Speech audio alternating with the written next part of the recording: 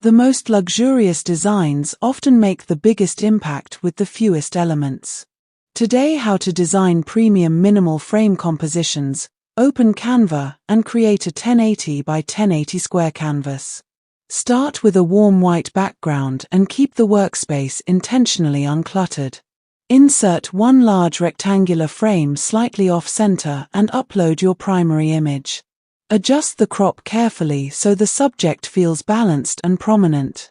Duplicate the frame and move the copy behind the original. Enlarge it slightly and lower its transparency to create a soft layered border effect. Add a thin geometric line near one edge of the composition